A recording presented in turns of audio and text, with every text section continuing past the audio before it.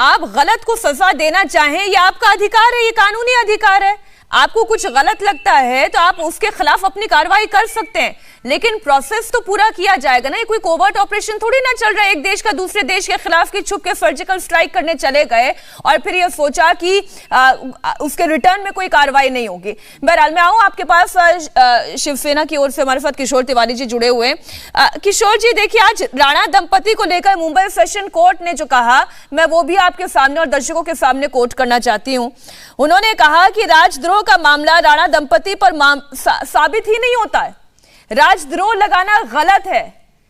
मैं यही इतने दिनों से लगातार शिवसेना से पूछ रही हूं, ये तो यही समझ में आता है कि अगर पॉलिटिकली दुश्मनी है किसी की, अगर किसी की कोई बात पसंद नहीं आई तो उठाओ उसे, जेल में डाल दो, राजद्रोह का केस लगा दो।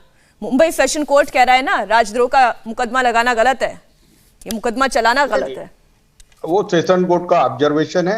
ऑर्डर तो नवनीत राणा और रवि राणा के खिलाफ हुई है। उनको भड़काऊ हिंसा फैलाने वाले बातें नहीं करने को कहा है। दूसरा, इस प्रकार का आंदोलन करने से भी बैन किया है। बात समझ लो आप, मेरी पुलिस मतलब ये इस ऑब्जर्वेशन का कोई अर्थ नहीं है। राजद्रोह लगाना गलत है, ये ऑब्जर्वेशन है। ये तो सर कोई भी कोर्ट कहेगी, कोई कोर्ट ये थोड़ी ना कहेगी कि मेरा ऑब्जर्वेशन है कि आप जो है जितना भी मन आए आप उतना समाज में वैमनस्यता फैलाने वाले कमेंट कर सकते हैं, आप जाके कोई भाषण दे सकते हैं। कोई कोर्ट तो ये नहीं कहेगी ना, वो यही कहेगी कि आप शांति बनाए रखें।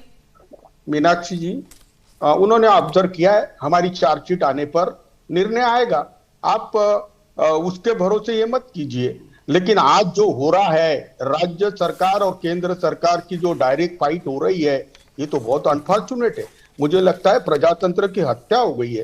देखो, पंजाब पुलिस ने कोई गलत किया था तो फिर हरियाणा पुलिस और दिल्ली पुलिस इस तरीके से बर्ताव करे, ये सारा मैटर तो सुप्रीम कोर्ट में ले जाना था केंद्र सरकार। नहीं तो सर कैसे बर्ताव करना चाहिए था? अगर पंजाब पुलिस लेके जा रही थी तो ले जाने देते, कानून का उल्लंघन हो रहा था तो होने देते।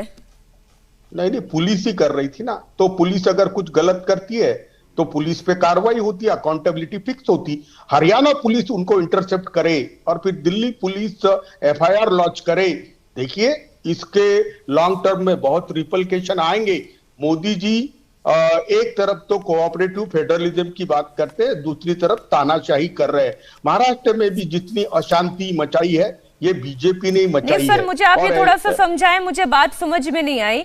अगर पंजाब पुलिस ने कानूनी प्रक्रिया का पालन नहीं किया और पंजाब पुलिस अपने साथ किसी शख्स को उठाकर ले गई, अरे दिल्ली पुलिस के जुडिशियल एरिया का एक सिविलियन अगर उठाकर ले जाया जाए बिना उनकी इंफॉर्मेशन के, तो दिल्ली पुलिस हाथ पर हाथ धरे बैठी रहे कि मैं पहले सुप्रीम कोर्ट पे जाऊंगा, वहां पर याचिका लगाऊंगा, फिर उस पर सुनवाई होगी। ऐसे होगा क्या?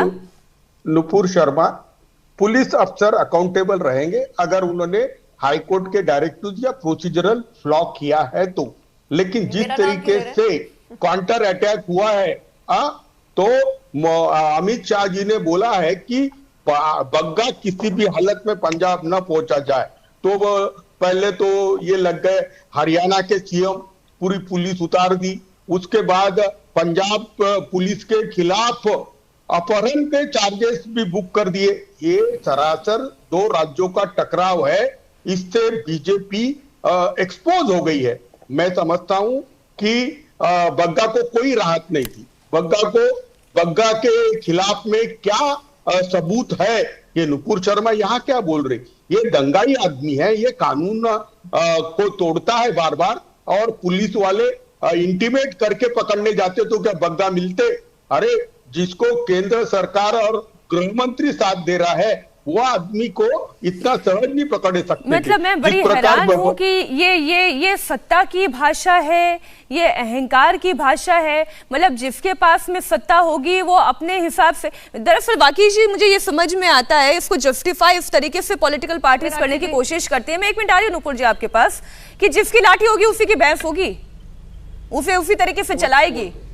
सही बात है, बिल्कुल सही बात है। जिसकी लाठी होगी उसी की भैंस होगी, यही तो चल रहा है। किसी शायर ने कहा है कि पहले घर का मंजर देख, फिर दुनिया के अंदर देख।